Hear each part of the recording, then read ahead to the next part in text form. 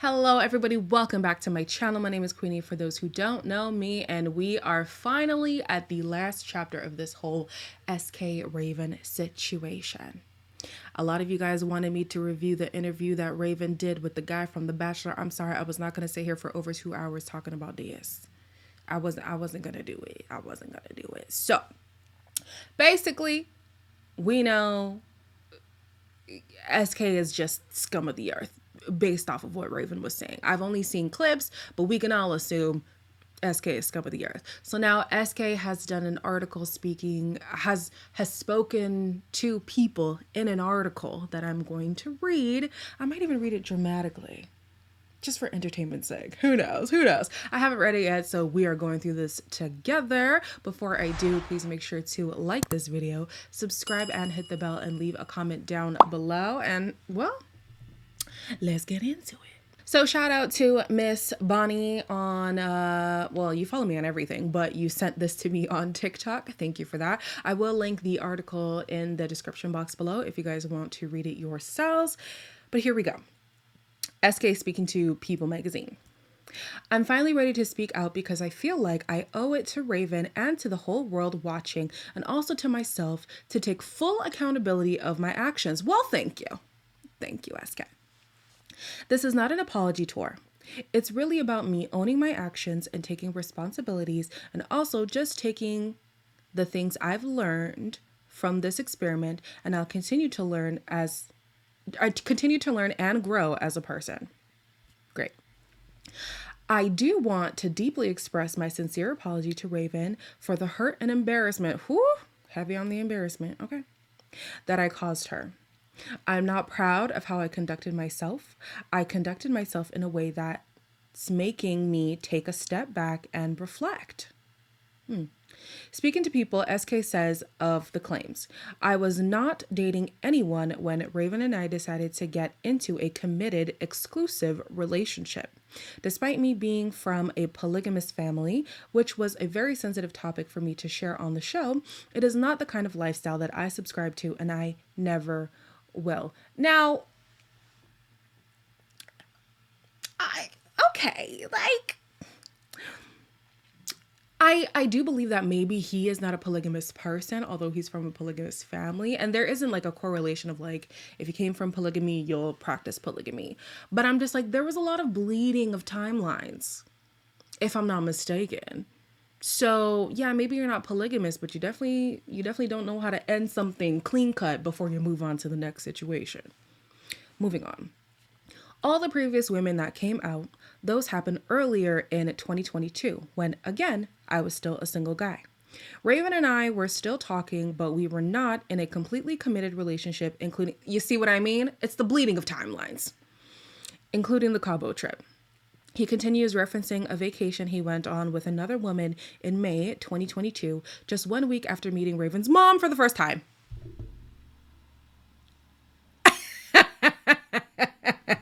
No.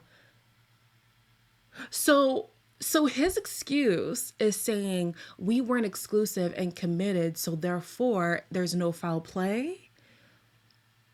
And this is after meeting the mama. Oh my gosh. The Cabo trip happened around May at a time when I really felt Raven and we had not exclusively made that completely committed relationship to be in a marriage-bound, serious relationship. It's all the stipulations for me. Completely committed relationship in a married-bound, serious relationship, he shares. It has to have all those stipulations for you to be faithful. Oh my goodness sakes. However, there was an incident for me having an inappropriate conversation with this woman sometime in the fall. I believe it was around September of 2022, which is completely inappropriate. It didn't end up happening, but I feel I shouldn't have even had the kind of conversation with someone. I'm sorry, some of this, I don't know if I'm reading it wrong, but it's giving dyslexic, okay? Sis, get it together. He adds, I'm not here to really pick and choose what or go back and forth about who did what. We all make mistakes. Are you trying to insinuate that Raven... Okay. We all make mistakes. That's something I deeply want to apologize for and take accountability for. When we did start dating again and were trying to build something meaningful, we made a lot of progress, he says. But sometime last year, there were things that happened during the course of that relationship that also caused a lot of hurt and heartbreak for me. Raven revealed that me Raven revealed to me that her ex was still in the picture while we were filming Love is Blind season 3. Oh, so he is insinuating that Raven. Oh. This was the primary reason why our on screen chemistry was kind of off. I think the audience could sense that, he explains. To me, I thought maybe she just didn't feel comfortable yet. And I wanted to give her and create that safe space for her to become comfortable, loving her the Raven way. She also mentioned previously sometime in the show about dating an older successful guy with whom she had a great life and who bought her things, he continues. After we started dating again, I discovered that she had in fact continued to be in communication with this older guy, both while we were filming and while we were dating. Oh, SK is being a messy boots. See, okay, I want to ask you guys. Is it taking full accountability if you're adding caveats that do paint the other person as being at fault as well? Is that taking full accountability? I don't know. I'm not sure. I'm not even trying to feed you guys like a no, it's not. I genuinely want an explanation in the comments below because I'm not sure. Okay. Throughout the course of our relationship, the second time around, Raven and I took at least 5 different trips where either I came to Texas or she came to California. And on the last 2 different occasions of those trips, I personally witnessed incidents of communication between her and this other guy. Whether him still blowing up her phone, trying to call or FaceTime her, or even a text message that talked about the possibility of them having kids together, he claims. Oh my gosh. He said that. And that communication went on until late summer, after a time when Raven and I were seriously committed to being exclusive in a relationship. Oh, so SK, you think you're slick. So he's saying, yo, everything that happened, I knew the stipulations. There was a reason why he was putting stipulations on the type of relationship. Because he's like, everything that happened was when we were not agreed to be exclusive. However, she was talking to other people while we had already said we're exclusive. So he's trying to say she's the one who was doing the dirt. SK. Okay. All right. I'm saying this not to make excuses for my actions, because the most honorable thing to do at that point would have been to end the relationship if I felt like we weren't both in it. True. He says, but I did also see that we were both trying to put in deliberate efforts to make things work between us. It's just important for me to let people know that this was not a case of a happy, problem-free relationship that I just messed up for no reason. Okay. Our relationship had serious real-life challenges, coupled with the pressures of doing this in the most public way possible and trying to do something on our own terms that made things very difficult. Another very important pivotal part of our relationship was the trip we took to New Orleans to go meet her mom for the first time. I remember this was sometime in May of 2022. It was around the second weekend of Jazz Fest, and I was really excited, he recalls. The final day of New Orleans, Raven and I had very, very long heart-to-heart conversations. We were trying to figure out what our immediate goals were, because at the time, things were getting really serious between us. We were headed towards becoming a very committed, even marriage-bound relationship.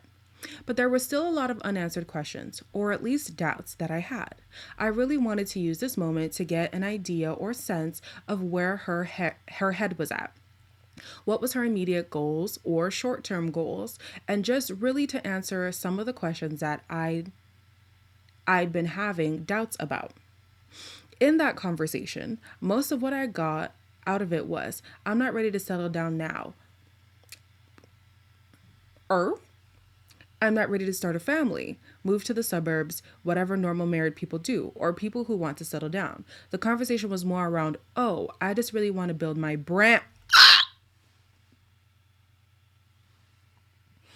Oh, I just really want to build my brand. I just really want to work on my business. I was stunned. So am I. And I was like, what about us? Where do we fall in this whole short term picture? Not him. Not him trying to say he was more committed in this than she was, and she was a cloud chaser. I mean, let's be honest. Some of us do think that both of these people are cloud chasers in this relationship. Okay, let's continue. I just feel like this is real life now. All these things are great, but what do you want out of this relationship? Or what are we trying to build from this relationship? And I didn't really get that. Like someone who really had me in her forever future plan. It was really more about right now. I just want to focus on myself, focus on my brand, build my business. Mind you, at this time I was already halfway done my MBA program. I was starting to make plans because I knew I would be graduating in a year's time. So I can start setting things up to set up for so I can start setting things up to set us up for success post MBA, especially because she stuck around me throughout that time. SK adds, I left that New Orleans trip confirming and validating that Raven and I, our priorities were not aligned. I really left that New Orleans trip wanting to end the relationship with her just because of that very reason. It was the last validation that I needed to tell me if we were in this for the right reasons and if we were both aligned on our goals and what we wanted. But against my better judgment, not this man said against my better judgment, I did not act on those feelings, and we continued dating and working on our relationship. In retrospect, I wish I'd ended things at that time. At the same time, I blame no one but myself. Do you? Do you really? The reality is, I felt like Raven and I were focused on two different things. Then why propose? Oh, he's about to talk about the proposal. I'm getting a little too eager. The proposal and me asking her to marry me again and all that, there's been a lot of backlash around that. But the truth is, there was a lot more going on behind the scenes as far as the origin and circumstances surrounding the proposal that I'm quite uncomfortable about how the whole proposal was being portrayed. So I really did ask them to take it out. For context, in Raven's interview, she said that SK went to the producers to ask them to remove the proposal because she thought it was because he was already cheating on her. He's making it seem like it was something else. Because at the end of the day, Love is Blind is a very well professionally produced and edited TV show that's optimized for audience engagement and is. The producers did give us an opportunity to tell our own sides of the story. At the time, Raven and I were still in communication. We talked almost every day. We were still very cordial and civil with each other. It was not a bad breakup. I remember one of Raven's biggest requests when we broke up was for me not to just completely disappear away from her life like that or from each other's lives because at that point we had already played very significant roles in each other's lives, and I respected and honored that. When they gave us the opportunity to tell our side of the story, Raven and I had initially decided not to make an already messy situation even messier and just keep our personal private business away from being dramatized. That was the agreement we both had. We're just not going to record it. Worst case, they're just going to put some text on the screen like the proposal, the engagement didn't work. Okay. I did not know that Raven went behind and recorded the post-proposal reaction. So me watching that all over again for the first time, seeing it on screen play out that way, I was really surprised because I was like, I thought we weren't going to do this. I do wish I had recorded something actually. I honestly didn't I honestly didn't because, again, out of respect for what we once had, that was what we both decided. And I just respected it, which obviously did not end up playing out that way. Interesting. We are at 15 minutes. Oh gosh. But very interesting. Okay. Those women, I had no idea they were going to do that. When it started, oh, he's talking about TikTok now. When it started happening, it was really just about me making sure that this didn't affect Raven that much, or at least try to protect her from all this embarrassment. I remember a particular incident that happened in the middle of the crisis. Raven was like, "This is getting in the way. It's affecting my business." Ooh, not the business again, Raven. I have brand deals and things I need to post on TikTok, and I can't do that because of what everybody on TikTok wants to talk about. It's true. It is true. It was fumbling the bag for sure. So you have to do something, which really led me to seek legal actions to make this finally we get an explanation on what he meant about the legal stuff. Okay. Which really led me to seek legal actions to make this stop and make these women stop misrepresenting the nature of our relationship. For me, it was very important.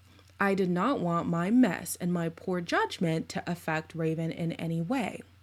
But also, at the same time, it also made me think we're a couple that was still engaged and we were going through this problem. And literally on day 2 or day 3 of this crisis, what you're most worried about is this not affecting your business and not being able to post on TikTok? So he's really framing her as a clout chaser at this point. For me, I was like, damn, can we grieve? Can we go through this and try to figure this out as a couple? But for her, it was like, no, you have to do something. You have to make this stop. It's affecting me. It's affecting my business. So I had to be very proactive. It was one of the reasons why we literally had to abruptly announce our breakup to the public, even though we were still in communication with each other. It was one of the reasons why I had to seek legal help to make all the videos stop and get taken down, which they did. And 2-3 days after they were taken down, she went back to posting stuff about her business again. For me, it just really was kind of like a blow because I didn't really have that moment of two people trying to grieve or go through a crisis together and try to figure things out. Even if we were going to eventually end up breaking up. At the time, it really felt like, hey, you messed up. I'm out of here. You've got to fix this. And I had no choice other than to fix it. Okay, we got a few more paragraphs, guys. Let's go. Claiming the pair never liked to create conflict, SK says he and Raven often brush things under the rug to keep their relationship smooth sailing, including his inappropriate relationships with other women, which he regrets not sharing sooner. And Raven did also say this from the snippets that I've seen. Raven did also say that she would be like, oh, it's fine, oh, it's fine, oh, it's fine, just to make sure that they were still together. She did say she gave him opportunities to fully come clean so that she would know what's to come and that they could stay together. So this part does make sense to me. Back to SK speaking. I definitely did have plans of letting everything out and being completely honest with her about the poor decisions I made in the past. We just hadn't really had the opportunity to do that. Lies! Based off of Raven's account, she did give you those opportunities, like I just said. So I don't know. I regret it now, honestly, that there were a lot of hard conversations that we chose not to have. There was a lot of not trying to create conflict or just avoiding the hard conversations out of wanting this to work out. So yeah, in retrospect, I did have plans to talk to her and explain everything to her, regardless of how difficult it would have been. But it was also a theme that was kind of dominant in our relationship, just to avoid conflict and confrontation and having those hard conversations that could potentially go the opposite way. See, here's where I'm kind of just like, I don't know, because in the actual show, if y'all remember in my reviews, I had said something about SK just gives like, oh, I'm just happy to be here. You know, he was such a yes man. So I'm not fully convinced on the fact that he's the one who wanted to have these deep conversations and Raven was the one who would just sweep them under the rug. But I will agree that that was a trend in their relationship for sure. 1000%, not surprised at all. Last two paragraphs. Here we go. Like I said, right in the middle of our crisis, while we're trying to grieve and go through this tragedy, I had already seen a lot of this play out. So all that is not completely foreign to me. So all that is not completely foreign to me. It's a theme that constantly continued to revolve in the course of us trying to rekindle our relationship, which made me have a lot of doubts about what we were doing. And it is my fault for still continuing on and not ending things when I had those doubts. Last blurb. While I honestly really believe that Raven and I did take intentional effort into building something serious that just turned out to be unsuccessful, I have no regrets. I wish her well in however she chooses to decide to continue to live her life. I think this is a very, very difficult experience for both of us, and people tend to deal with things differently. So I have nothing but well wishes for her, and I wish her all the best. Wow. Wow. Okay. And just like SK, I'm going to wish everybody all the best too, because this should be the last video about this entire situation. I think that he did handle it well. He was very articulate in what was going on in their relationship. My only thing is, can you take full responsibility while also slinging mud at the other person at the same time? That is my question to you guys. What are your thoughts on this article and also the interview? If you did see it, give me some insight on what was going on in that conversation. And yeah, as always, like, comment, share, and subscribe. And hopefully I don't see you in the next one, because there shouldn't be a next one.